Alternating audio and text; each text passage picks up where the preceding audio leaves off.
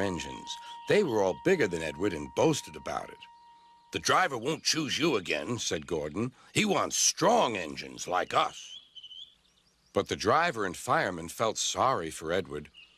"Would you like to come out today?" "Oh, yes, please," said Edward. So they lit his fire, made lots of steam, and Edward puffed away.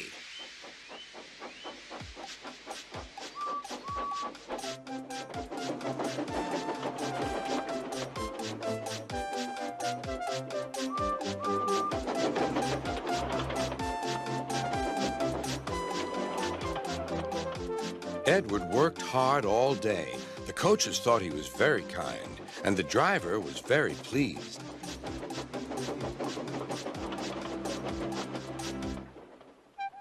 "I'm going out again tomorrow," Edward told the other engines that night. "What do you think of that?" For he was so tired and happy that he fell asleep at once. Next morning, Edward woke up to find nothing had changed. Gordon was still boasting. "Goodbye, little Edward. Look out for me this afternoon."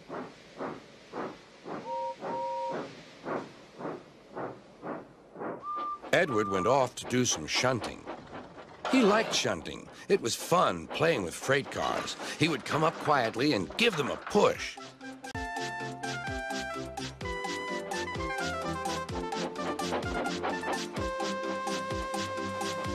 Edward played till there were no more freight cars. Then he stopped to rest. Presently, he heard a whistle. Instead of nice shining coaches, he was pulling a dirty freight train. "A freight train, a freight train, a freight train," he grumbled. Edward laughed and went to find some more freight cars. Then there was trouble. "Gordon can't get up the hill," the porter called to Edward's driver. "Will you take Edward and push him, please?" They found Gordon halfway up and very cross. Edward's driver came up. "We've come to push." "No use at all," said Gordon. "You wait and see," replied Edward's driver. They brought the train back to the bottom of the hill.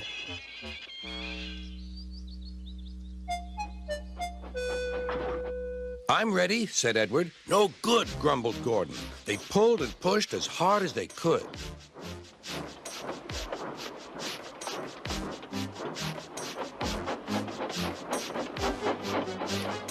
"I can't do it! I can't do it! I can't do it!" puffed Gordon. "I will do it! I will do it! I will do it!" puffed Edward. Edward pushed and puffed and puffed and pushed as hard as ever he could. "I've done it! I've done it! I've done it!" he said proudly. Edward was left out of breath and far behind, but he was happy because he had been so helpful. At the next station, he found that the driver and fireman were very pleased with him. The fireman gave him a nice long drink, and the driver said, "Then you'll be the smartest engine in the shed."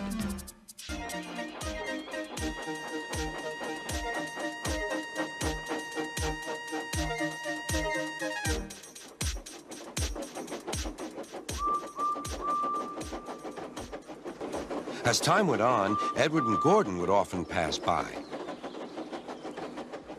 Edward would say, "Beep, beep, hello." Gordon always pulled the big express. He was proud of being the only engine strong enough to do so.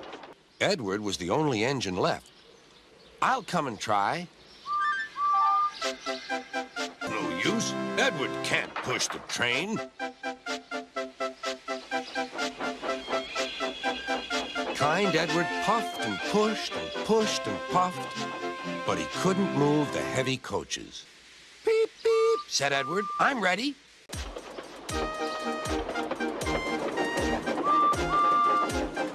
"You've done it, hooray!" On their way home, Edward and Henry helped Gordon back to the shed. All three engines are now great friends. The other engines laughed. "Too impatient," they said. "You'd be sure to leave something behind." He felt just as bad next morning. Henry usually pulled the first train, and Thomas had to get his coaches ready.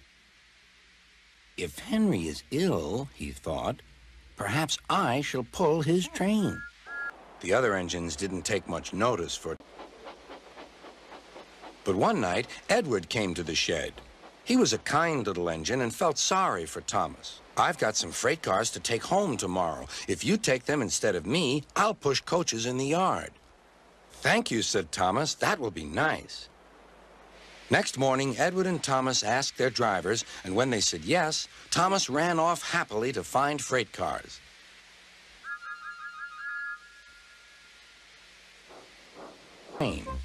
"Hello," he always said to Thomas.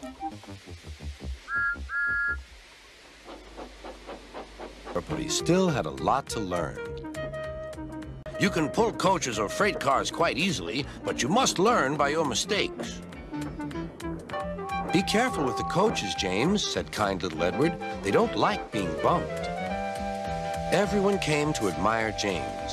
Go on," he puffed to Edward. Don't push," replied Edward.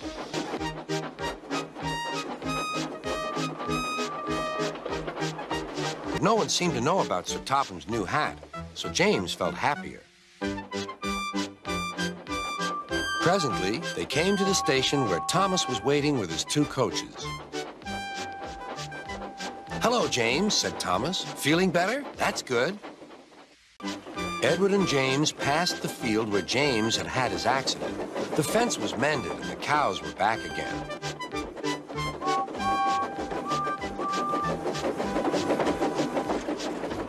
They ended their journey and rested before setting off for home.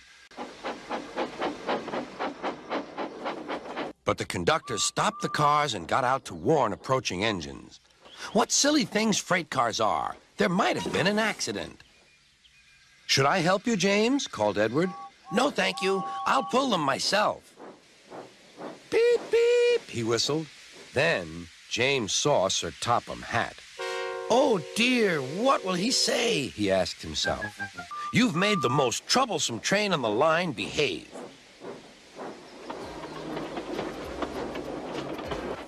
Edward was shunting. "Leave those freight cars, please, Edward," said Sir Topham Hatt. "I want you to push coaches for me in the yard." "Thank you, sir. That will be a nice change." "That's a good engine. Off you go, then."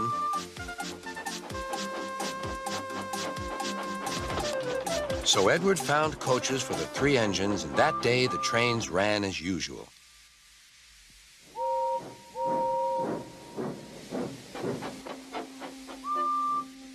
But next morning, Edward looked unhappy.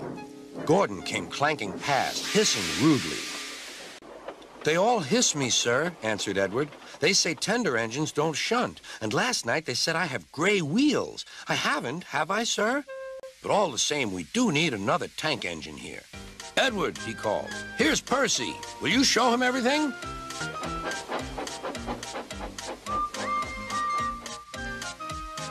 Then Henry came by, hissing as usual. "How beautifully you wheeshed him," laughed Edward. "I can't wheesh like that. You have to wheesh loudly to make yourself heard." Next morning, Thomas arrived. "Sir Topham Hatt sent for me. I expect he wants help," he said to Edward. "Shh, shh, here he comes," replied Edward. "Listen, Henry, Gordon, and James are sulking. They say they won't shunt like little tank engines." "Little tank engines, indeed," snorted Thomas. "We'll show them." Edward and Thomas worked the main line, greeting each other as they passed by. They could go and play on the branch line for a few days.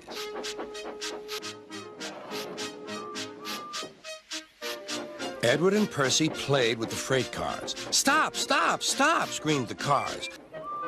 Next, Edward took some empty cars to the quarry. Percy was left alone. He didn't have enough steam and came to a stop outside Edward's station. All he could do was to go slowly onto a siding, and Edward took charge of the train. "What do you think is wrong, fireman?" asked Sir Topham Hatt. "They have big fireboxes. Henry's is small and can't make the heat. With Welsh coal, he'd be a different engine." "Yes, sir," said Henry, doubtfully. Later, Henry stopped at Edward's station. "Hello, Henry," said Edward. "You look splendid. I was pleased to hear your happy whistle yesterday." "Shh! Can you hear something?" "It sounds like Gordon," said Edward, "and it ought to be Gordon. But Gordon never whistled like that." He didn't look at Henry, and he didn't look at Edward. He screamed straight through the station and disappeared. "Well," said Edward, and he told Edward what Gordon had said. So Edward had to push Gordon to the turntable to get him facing the right way. "Don't be silly, don't be silly," puffed Edward. At last, Gordon was on the turntable. When work was over, Thomas went to see the other engines. All their coats had been polished. "Huh," said Gordon. "Just look at us. Your driver will have to work fast to get you as smart as us." Everyone was getting very excited, and the drivers felt sure that Sir Topham Hatt would agree, as indeed he did. The engines were all busy making plans when silence fell. Suddenly, all the lights went on. What a marvelous sight awaited Mrs. Kindly. Percy was very pleased. "3 cheers for Mrs. Kindly," he called. "Beep, beep, beep." They all whistled. "We wish you a Merry Christmas and a Happy New Year." Thomas the Tank Engine and his friends thought it was the best Christmas ever, and Mrs. Kindly could think of nowhere she would rather live than here, with them on the island of Sodor. He was taking empty cattle cars to a market town. The sun shone, birds sang. But Edward was heading for trouble.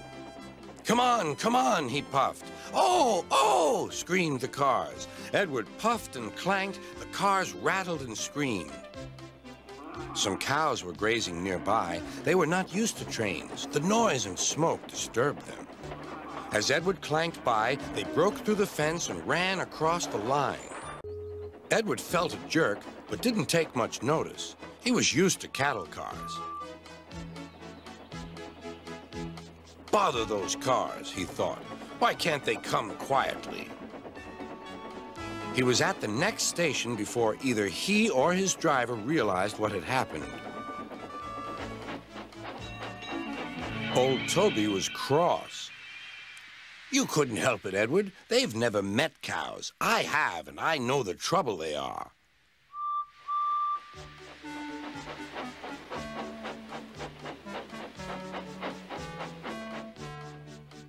Some days later, Gordon rushed through Edward's station.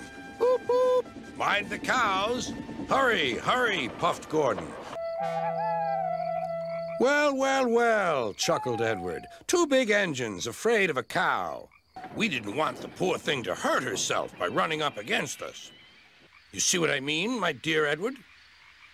"Yes, Gordon," said Edward. "Beep, beep! We're late. Where is Thomas? He doesn't usually make us wait." "Oh, dear, what can the matter be?" sang the fireman. "Johnny's so long and—" "Never you mind about Johnny," laughed the driver. "Just you climb on the cab and look for Thomas." "Can you see him?" "There's Bertie Buss in a tearing hurry. No need to bother with him, though. Likely he's on a coach tour or something." He clambered down.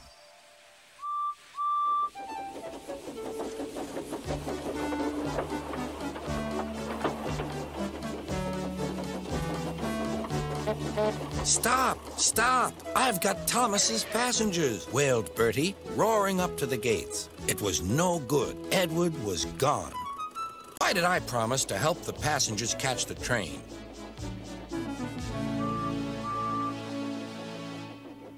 Oh, no! Edward's at the station. No, he stopped at a crossing. Hooray! Hooray! Bertie tore down the hill. "Well done, Bertie!" shouted his passengers. "Go it!" Bertie skidded into the yard. "Wait, wait!" cried Bertie.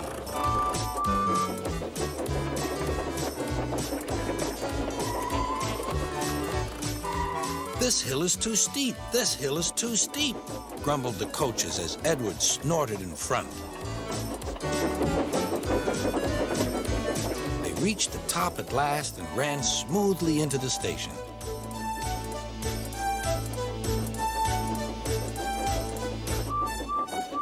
Beep! Whistled Edward. "Get in quickly, please." He heard Bertie.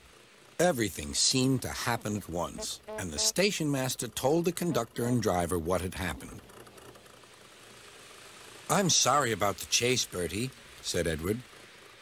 "Beep, beep. Goodbye, Bertie. We're off," whistled Edward. "3 cheers for Bertie," called the passenger.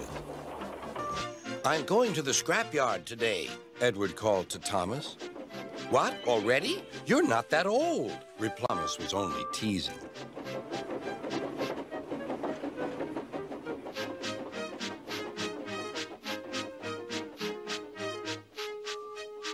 "Oh," said Edward, "you're not broken and rusty. What are you doing here?" "I'm Trevor. They're going to break me up next week." "What a shame," said Edward. My driver Edward snorted. "People say I'm old-fashioned, but I don't care. Sir Topham Hatt says I'm a useful engine. What work did you do?" "Set off for the station." "Broken up, what a shame. Broken up, what a shame. I must help Trevor, I must." He thought of all his friends who liked engines, but strangely, none of them would have room for a traction engine at home. "It's a shame, it's a shame," he hissed. Then, beep, beep. Why didn't I think the platform was the very person?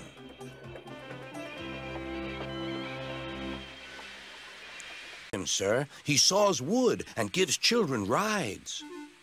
"We was in the vicarage orchard, and he sees Edward every day." This made him cross. "Late again!" Edward laughed, and James fumed away.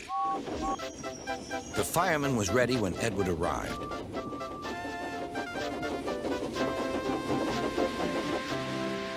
The inspector saw the pole and the rope. "Good man, jump in." We'll catch him, puffed Edward. We're coming, called Edward.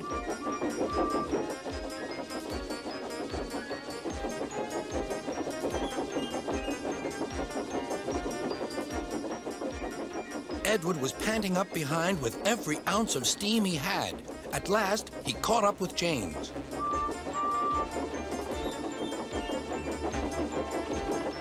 "Steady, Edward," called his driver. The inspector stood on Edward's front, holding a noose of rope in the crook of the shunter's pole. He was trying to slip it over James's buffer. The fireman scrambled across and took control. "So, the old iron caught you after all," chuckled Edward. "I'm sorry," whispered James. "Thank you for saving me." "You were splendid, Edward." "That's all right," replied Edward.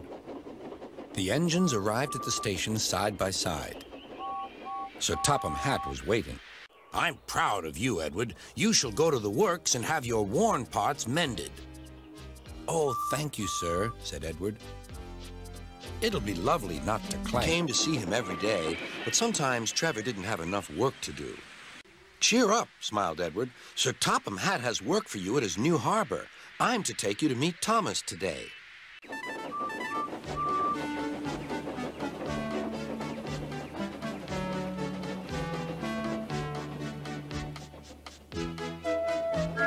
Thomas was on his way to the harbor with a trainload of metal pilings. They were needed to make the harbor wall firm and safe.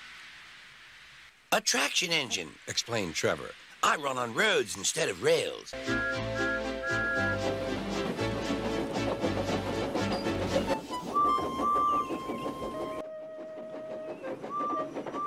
Thomas felt very miserable. "It's not fair," he complained. Edward smiled.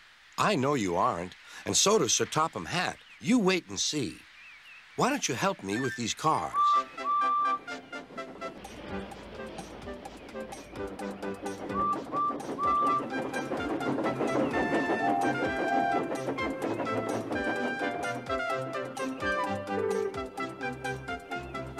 The cars were silly, heavy, and noisy.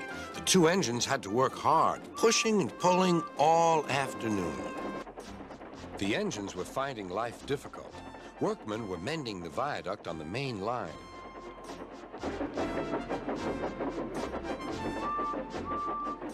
The engines had to take great care when crossing the viaduct, and the delay often made them late on their journey to the junction, where they knew Thomas would be ready to collect his passengers. No one had been hurt, and soon Edward came to clear the mess. Sir Topham Hatt was on board. "Douglas was grand, sir," said Edward. "James had no steam left, but Douglas worked hard enough for 3. I heard him from my yard." "I want to be fair, Douglas, but I don't know." Percy decided to talk to Edward about it. "What you need," said Edward, "is a deputation." He explained what that was. Percy ran back quickly. Just then, Edward bustled up. "Bill and Ben, why are you playing here?"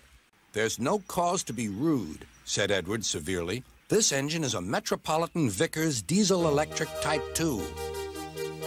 The twin—" "I'm sorry I didn't understand about the cars."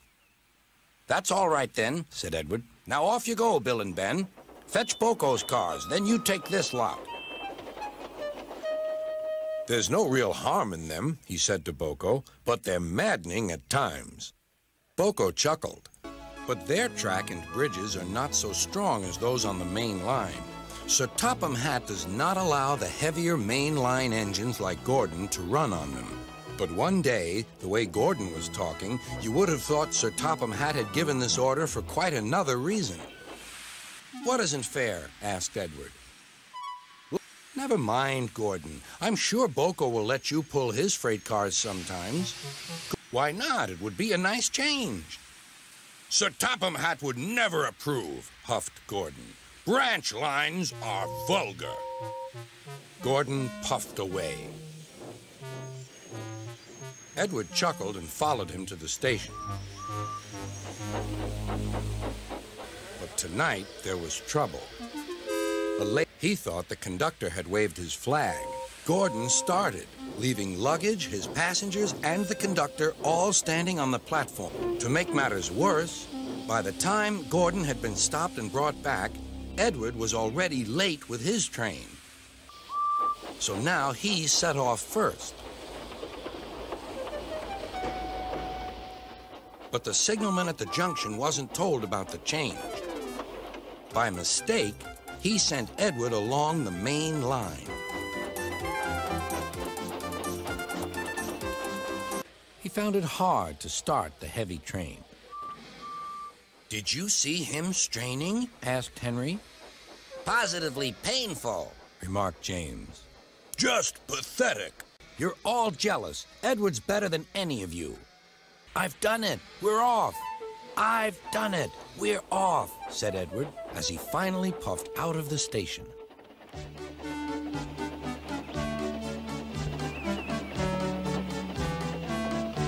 Bill and Ben were delighted to see the visitors. They loved being photographed. Later, they took the party to the China Clay Works in a brake van special. Then Edward took the visitors home.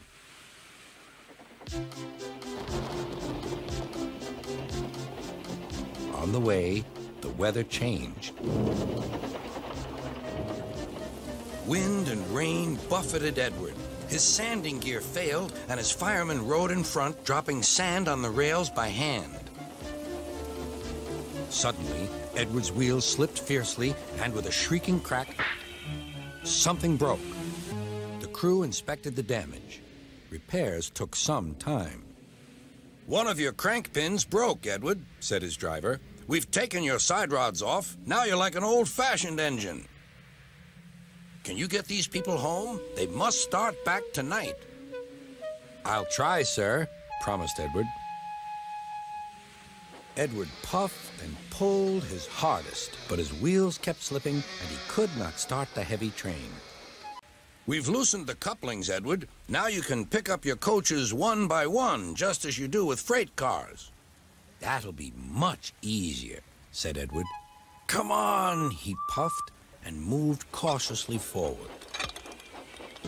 "I've done it! I've done it!" puffed Edward. "Steady, boy," warned his driver. "Well done, boy.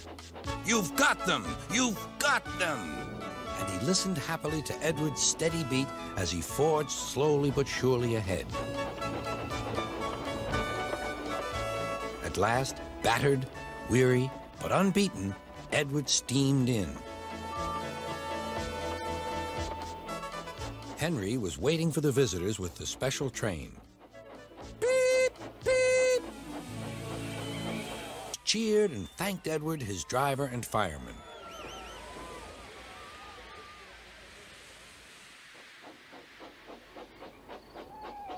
Duck and Boko saw to it that Edward was left in peace.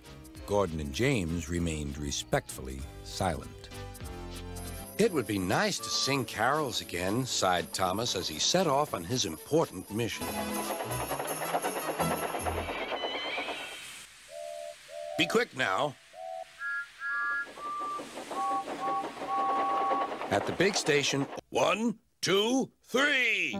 Suddenly, like magic, the station was flooded with lights. Who have made this occasion possible. People say I'm old-fashioned, but I don't care. Sir Topham Hatt says I'm a useful engine.